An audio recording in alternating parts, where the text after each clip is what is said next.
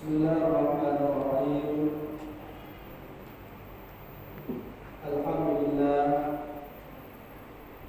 Alhamdulillah nahmaduhu wa nasta'inuhu wa nastaghfiruh.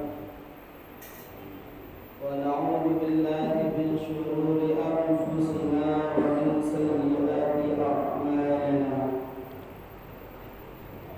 Man yahdihillahu fala mudilla lahu ومن يضلل فلا هادي له أشهد أن لا إله إلا الله وحده لا شريك له وأشهد أن سيدنا ونبينا محمدا عبده ورسوله اللهم صل وسلم وبارك على سيدنا محمد وعلى آله وصحبه أجمعين. أما بعد فيا عباد الله اتقوا الله حق تقاته ولا تموتن إلا وأنتم مسلمون. واعلموا أن الله قال تعالى في القرآن الكريم أعوذ بالله من الشيطان الرجيم بسم الله الرحمن الرحيم يا أيها الذين آمنوا كونوا قوامين لله شهداء بالقسط ولا يجرمنكم شنآن قوم على ألا تعدلوا اعدلوا وأقرب للتقوى واتقوا الله إن الله خبير بما تعملون. وقال النبي صلى الله عليه وسلم إن لكل دين خلقا وخلق الإسلام الحياء. صدق الله العظيم وصدق رسوله النبي الكريم ونحن على ذلك من الشاهدين والشاكرين والحمد لله رب العالمين. Hadirin sidang pendengar khutbah Jumat yang mulia dan dirahmati oleh Allah Subhanahu wa taala. Pada hari ini, pada siang ini, bahkan pada detik ini pula, kita masih dipertemukan dan diperjumpakan oleh Allah yang Maha Kuasa. Semestinya kita selaku mukmin yang taat bersyukur karena masih dititipkan oleh Allah yang namanya nikmat. Hadirin yang mulia, nikmat ini umum. Tidak hanya tertuju, tidak hanya terpatok kepada rezeki, kepada gaji, juga tidak terpatok nikmat ini hanya kepada kesehatan, kesempatan. Namun nikmat ini maknanya sangat umum, hadirin yang dimuliakan oleh Allah Subhanahu wa taala. Karena kategori nikmat ataupun yang dikatakan dengan nikmat adalah sesuatu yang membuat hati kita tenang, sesuatu yang dapat membuat hati kita bergembira, bersukaria, maka itu adalah nikmat.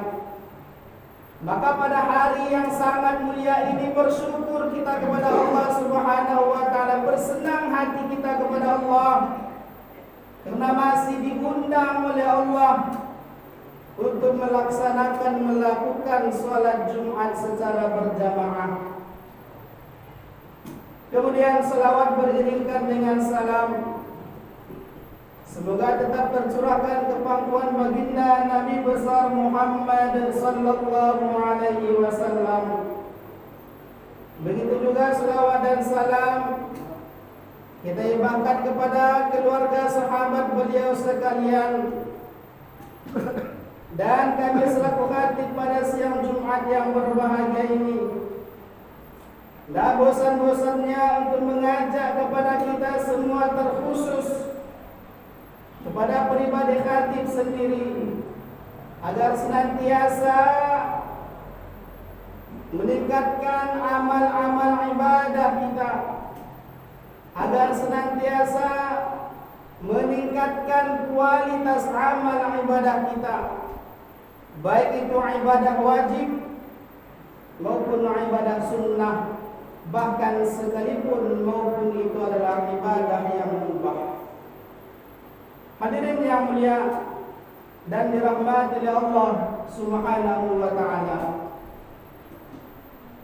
para ulama yang telah mendahului kita atau disebut dengan ulama mutaqaddimin pernah mengatakan di dalam kitab Nasaihul Ibad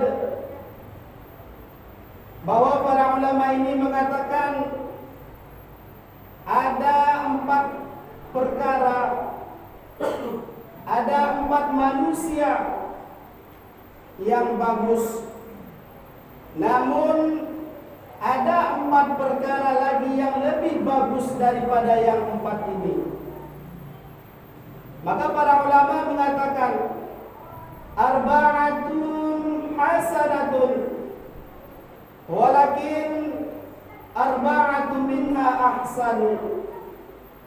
Ada 4 manusia, ada 4 macam perkara, perbuatan-perbuatan yang baik, namun ada yang lebih bagus daripada yang 4 itu, yaitu ada juga 4 perkara. Yang pertama adalah yang dikatakan para ulama di dalam kitab Nasaihul Ibad. Yang pertama adalah al-haya'u minar rijali hasanun walakinnahu minal mar'ati ahsanu. Bahwa sifat malu yang dimiliki oleh seorang laki-laki itu adalah bagus. Namun sifat malu ini kalau dimiliki oleh seorang perempuan, maka justru itu yang lebih bagus. Hadirin yang mulia dan dirahmati oleh Allah Subhanahu wa taala, artinya apa? Sifat malu kalau dimiliki oleh seorang laki-laki, maka adalah sifat-sifat yang baik. Namun jika sifat malu ini tertanam di dalam jiwa seorang perempuan, maka ini yang lebih bagus daripada yang si laki-laki itu. Namun kenyataannya di khalayak ramai, kita lihat di kiri dan di kanan kita, rasa malu ini yang sudah mulai diangkat oleh Allah Subhanahu wa taala. Rasa malu ini sudah mulai hilang dari hidup dan kehidupan kita. Jangan kita melihat jauh, lihat ke keluarga kita. Seorang anak kadang tidak ada rasa malu lagi terhadap orang tuanya. Bahkan bukan hanya itu, sebaliknya lebih parah. Seorang tua yang tidak ada lagi rasa malu yang tertanam di dalam hatinya terhadap anak-anak kandungnya sendiri. Seorang tua yang tidak lagi merasa keberatan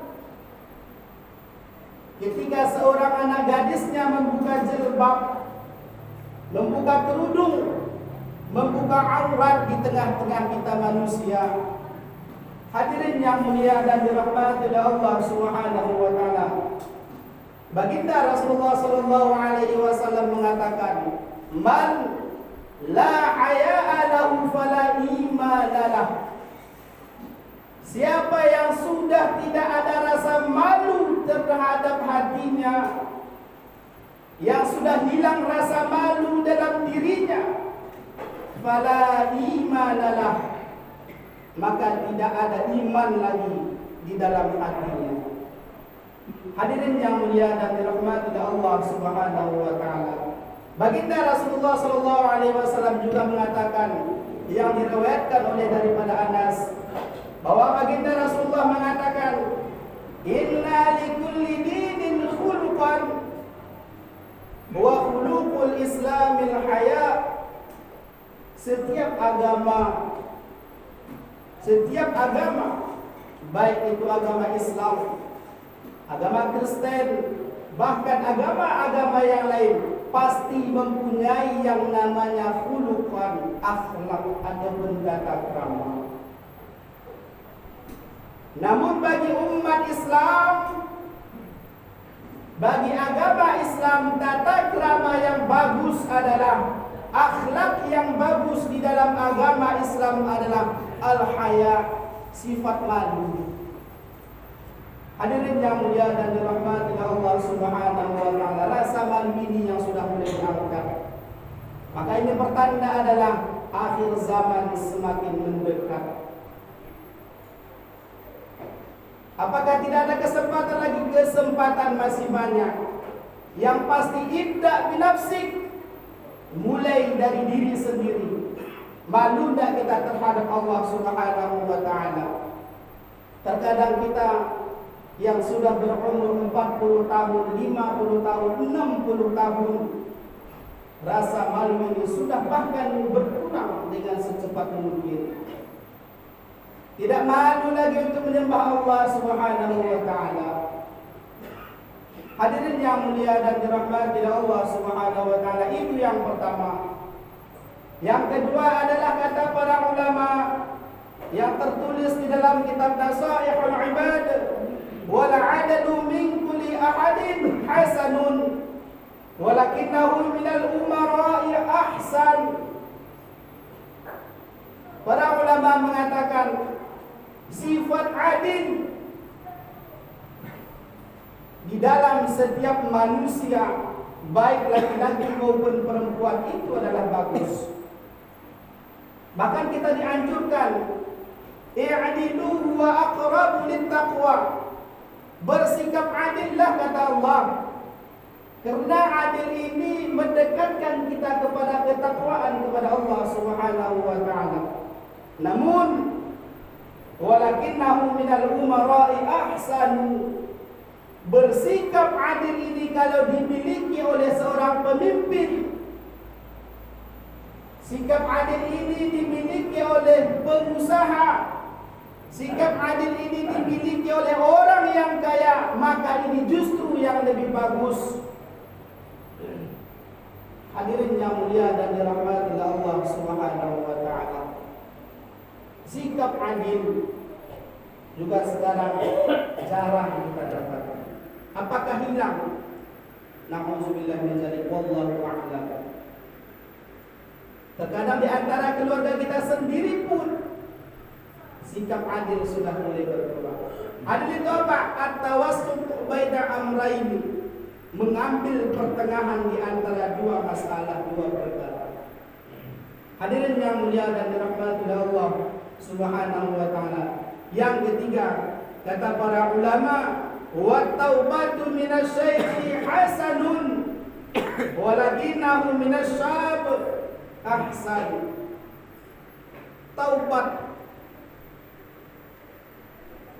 Taubat ini artinya kembali kepada Allah Subhanahu wa taala. Bertaubatnya seorang orang tua itu adalah termasuk perbuatan-perbuatan yang bagus.